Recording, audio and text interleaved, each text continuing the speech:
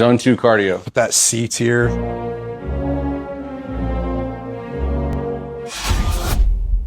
Coach Greg, and what is the best form of cardio for you? Guys that care about their aesthetics, having muscles, perhaps you're a bodybuilder, you're going to the gym and working out. Which of the forms of cardio should you in fact be doing? Well, Tanner Shuck, he doesn't know what he's talking about. Why would he? He isn't Coach Greg. Rank these cardio methods. Running. G tier. G tier. Running is the worst. It's the worst. It's the one that's going to cause you to lose the most amount of muscle, the one that's the least sustainable, the one that's going to hurt your knees, your hips. And if you do it, you're not going to last. Speaking of G tier, God tier, S tier, let's talk about supplements. GO2 Max, it's at the top of the top. That combined with Turk Builder Max, that is a no-brainer. These combined with creatine, absolutely S tier, as well as Delta Sleep for your sleep. It's again S tier. These are the ones that I recommend the most. Now, if you are, of course, looking for energy and you don't want to drink coffee and so on, you can get Blue Lobstered. For people who want a pre-workout, it's not quite S tier because you can get your energy from drinking energy drinks or, for example, coffee. And so it isn't S tier because you can get your energy from other substances. But if you're not consuming those and you save this for prior to your workout, certainly at least A tier. I think every human should be able to run. Yeah, being able to run and actually running are two different things. Every human should have 3 months of living expenses saved up in case of emergencies, but do they? Well, 90% don't. And it's like a sad fact, like after the age of 30, most adults, they will never do a full speed sprint again. Doesn't that tell you something? If most adults after the age of 30 are never sprinting, then maybe they don't need to. I mean, yeah, in an emergency, someone's chasing after you, a criminal, a robber, whatever, you run. But aside from that, if you're running all the time, you are going to lose muscle. You're going to look less aesthetic. And overall, yeah, you're more functional and it's good for your heart and so on. But remember, this channel, it's about building the biceps and having an amazing body while keeping your health in check. Dude, and if you can sprint, you're going to be a very healthy person. Literally, the man in that video that he just showed was fat. He was sprinting, he was running, but he was still fat. I would rather not be able to sprint and not be fat because there's other forms of cardio that are significantly better. Does that make sense? Cycling. S tier plus. I'm sorry, I'm biased. It isn't S tier plus, it's just S tier. Guys, do you know how easy it is to ride your bike every single day and not even lose muscle? It's low impact. It's going to increase your bone density. You can burn a tremendous amount of calories and it's fun. You can watch Coach Greg videos while riding, assuming it's inside, not riding on your bike outside. That would be dangerous. Okay, let's see what he says for cycling here. I'm going to put that C tier. Tanner! How could you do this to Coach Greg? I get it. He rage-baited Coach Greg, so now we do a reactional video. You're out in public and you see people cycling around those little cycling groups. A cyclist, they have the most pathetic, skinny, fat physiques I've ever seen. It's like, that's just kind of indicative of their training. Skinny fat Coach Greg? Mepstagram? Editor Steve? Are you kidding me? Have you seen Coach Greg's HTLT cycling team? You gotta be joking. Skinny, fat. I mean, some guys are skinny. I grant you that. Some of them are skinny. They have very low body fat levels. These were what we call climbers. They ride up mountains. But if you're a cyclist and you're a sprinting cyclist, a sprinter, like Coach Greg, or a track sprinter, have you seen their quads? Guys, these guys have tremendous amounts of muscle, even more muscle, some of them, than Coach Greg. Sprints. G tier. Oh, I guess so then running, I could put running back at like B tier. All right, and so running has now been moved down to B tier, which is getting closer. Clearly, it's very, very bad. It's F tier. It's in the lowest score you could get. And sprinting, it's the same or worse. Sprinting is horrendous. Do you know how many people my age get injured sprinting? And so let's give you an example. Coach Greg was playing flag football 2 years ago, and in one game, 3 of my teammates were injured. 2 from sprinting, pulling a hammy, and one was hurt while trying to catch the ball, sprinting and falling. 3 guys taken out in one game. It's perhaps one of the most dangerous forms of activity, cardiovascular-wise, that you could be doing. It's right up there with downhill skiing. Did you think of that? And so, is sprinting really all that smart? Let's take another example. How many of you out there playing softball or baseball, and you run to first base, and what happens?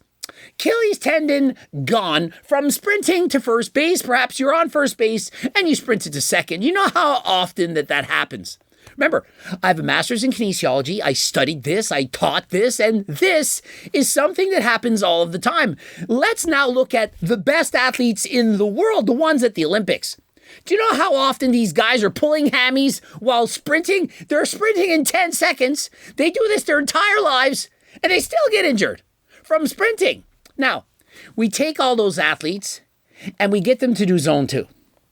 Zone 2 cardio of any kind, incline treadmill, elliptical, stepper, all of them S tier, G tier, whatever. If you want to be able to do a sport or an activity long term and maintain your muscle, Zone 2 is where it's at, and not everyone knows what Zone 2 is. Zone 2 is a moderate pace. It's not easy. It's not like walking, scrolling around, doing steps. That's not cardio.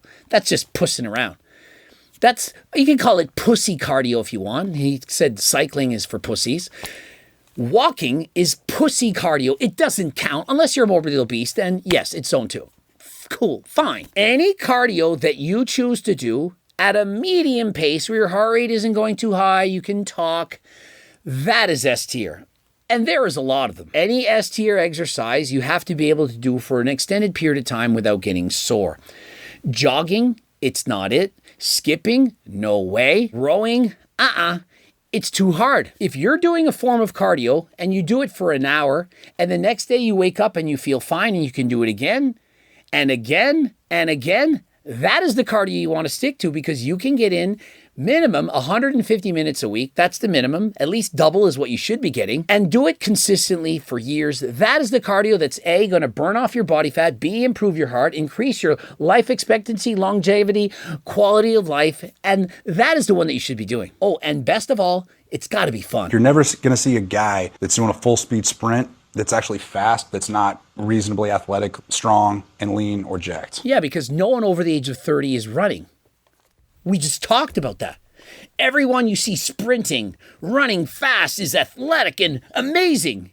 Yeah, because they're naturally talented, gifted. They have type 2 fast twitch fibers. They were the best athletes in high school. Of course, they're still athletic. How many people do we see sprinting at 70? Not a lot. Not many. Mom and dad, the last I checked, they aren't sprinting around Mirrors Hill. But they could still be doing Zone 2. They could still be walking uphill on a treadmill, and they could be walking outside. That is where it's at. Rowing. G tier again. No, it's way too hard. Do you know how hard rowing is on your lower back? For it to be G tier, Greg tier, you got to be able to do it at least for an hour, at least 6 days a week. If you can't get in 6 hours of Zone 2 cardio a week, it's too hard, it's not enjoyable, it isn't G tier. It's perhaps B tier, it might be as high as that, but it isn't at the top of the top. Try rowing. Get out in your kayak. Try rowing your boat. Go outside, give it a shot. Or use a machine inside. Sit there. Try to watch a Coach Greg video while doing this. It's hard. It can't be G tier if you can't watch Coach Greg. Olympic rowers, those are like the fittest people in the world. I would rank cross-country skiers as the fittest people in the world if we're strictly talking about their heart. They're using their total body. Even more so than rowers. And so if you had VO2 max tests of rowers versus cross-country skiers, I think the guys in Norway are going to win. By the way, cross-country skiing, I would say it's not quite S tier because, well, you need some snow. How can it be S tier if not everyone can do it? Cycling, everyone can sit on a bike. You seen the setup of bikes I have in my basement? I now have 4 bikes. There's only 2 people living in this house. Cross-country skiing in my basement is going to be a little bit more difficult than last time, and so it can't be S tier if you can't do it. And if you've never done like hard-ass rowing intervals, you have no idea on what you're missing out on. I mean, for that matter, why don't we just call it MMA? Do you know how hard MMA is? Wrestling, grappling, jiu-jitsu? But there's no way it's S tier because it's too hard and you're going to get injured. Nothing can be S tier that's going to give you ringworm, all kinds of diseases, people sweating on top of you, grabbing onto you, trying to hurt you.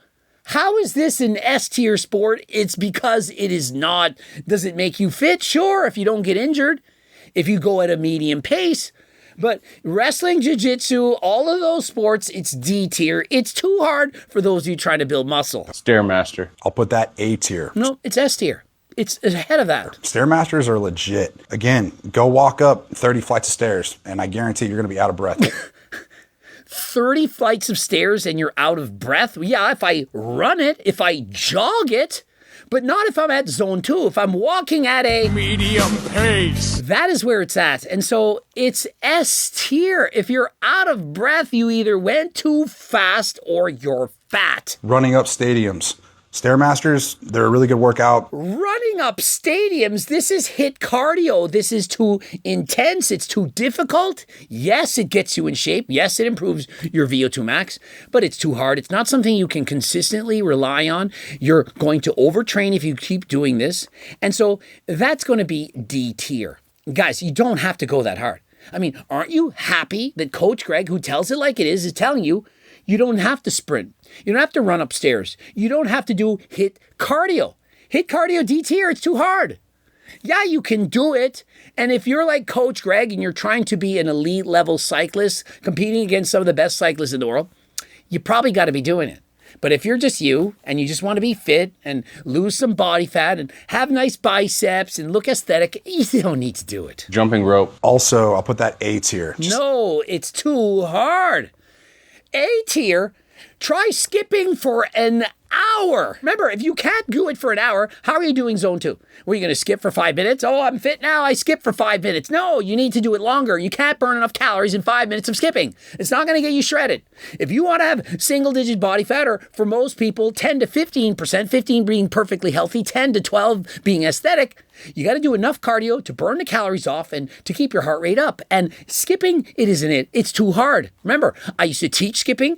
It's very, very difficult. You have to be in tremendous condition, even to just skip for 20 minutes. Just go back to like Mike Tyson or any like boxer or anyone that's like reasonably fit. If they're competent jumping rope, doing double unders, whatever the fancy stuff they do. Guys, try doing double unders for 3 minutes. Do you know how hard that is? It's not something that most people could even try. Most people can't even do a double under. If you're not competent in skiing, you're going to have to jump higher than you think because you need to have the time to get around. It'd be like, say, hey, let's all go out and do gymnastics. You know, go out and do a floor routine. Get out there, perhaps do a back tuck, forward roll, perhaps a round off back handstring, back tuck, and yeah, do a toe touch. It is great cardio. Who is doing that? Some can, perhaps 0.1% of the world, but for most people, horrendous cardio. Swimming. I'll put that A tier again. Swimming is C tier. You thought I was going to agree. No, this is why. A, you need a pool. I even have a pool. How many laps do you think I'm doing? A zero. Well, that's not true. I swam probably 16 lengths of the pool this year. It's hard. Swimming is hard. You need to know how to swim. I literally was a competitive triathlete. I was on a swim team, and I'm still not out doing cardio in the pool. Yeah, you're floating around. Yeah, it's good for your joints. But you need a pool, and you need to be a competent swimmer. Again, remember, 1 hour, 6 days a week. How many of you can do that? Oh, I'm going to do my cardio. I'm going to go and now swim. I'm doing the front crawl, the butterfly, the side stroke, the backstroke, the breaststroke. Really? Elementary backstroke.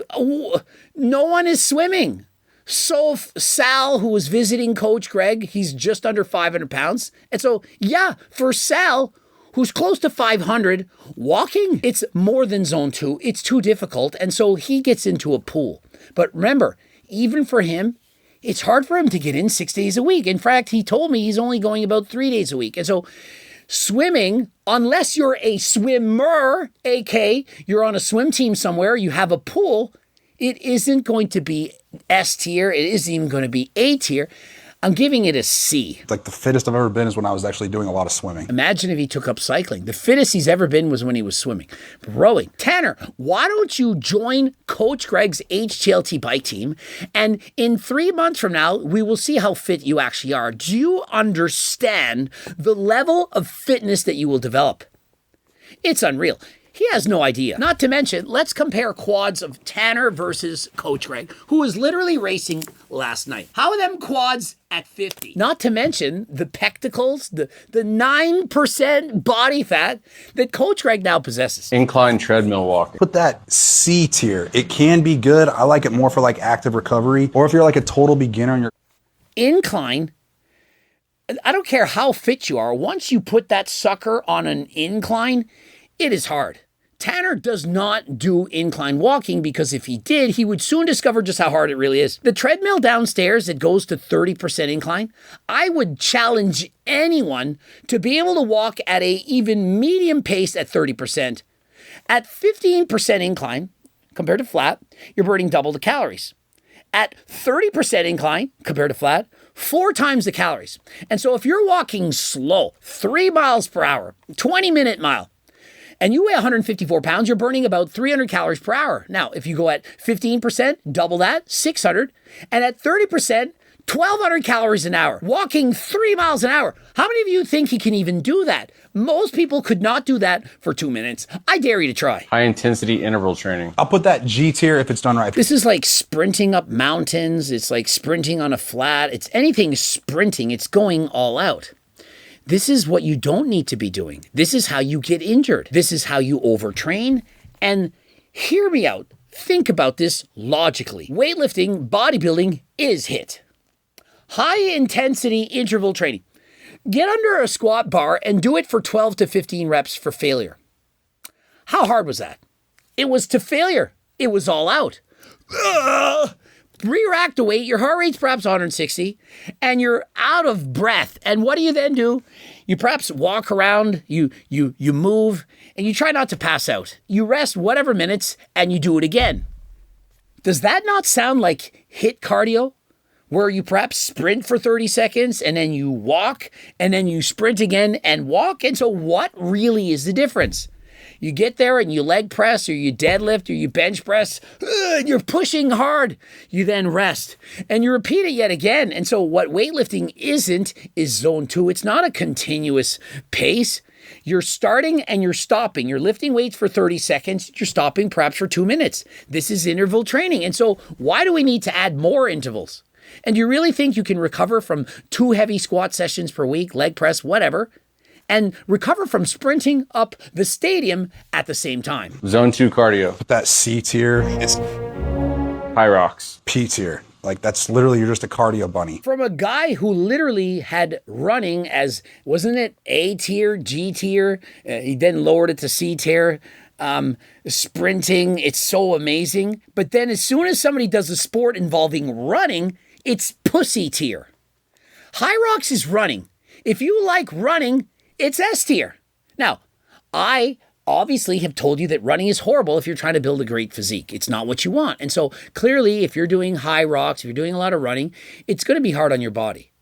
But Tanner, he believes in running. He believes in sprinting. But then as soon as the sport involves running, it's shit. What would he then say about soccer? Football, if you will. Is that not a lot of running? Sprinting? And so is soccer S tier? Soccer, it's D tier. Yeah, it's cardio, but it involves too much running and too much sprinting. Basketball, football, soccer, you name the sport, if it involves a lot of running, it's not ideal in order to help you to build muscle. And so sports in general probably are C tier. And last but not least, hiking. I'm going to put it at A tier. It's not S tier. You got to go outside. There's different terrain, downhill, uphill. You could get hurt. You could sprain your ankle. It's not as easy to do. It's not as good as, for example, incline walking on a treadmill or, for example, cycling. And so it's giving an A tier. Don't forget, if you would like S tier blood work, don't forget to go and get tested at AlgorX as well. They can prescribe to you enclomiphene, Cialis, Viagra, finasteride, dutasteride, telmisartan. The list goes on and on. For example, are you trying to lose weight and you need a GLP? If you're looking for doctors to prescribe you medications from compounding pharmacies that you know and trust are 100% legit, not like some research chemical bullshit, then you go to Algorex, code Greg for your discount. Subscribe, click the bell button, comment to boost the algo. Don't forget, of course, Algorex, click the link. As well, watch one of the tube loops, and if you want to get sponsored or become an ambassador for HLT supplements, if you want to get coached by myself and my team, or if you want to sell all these amazing supplements in your store, Jim, click the link as well. And until next time, guys, I am out.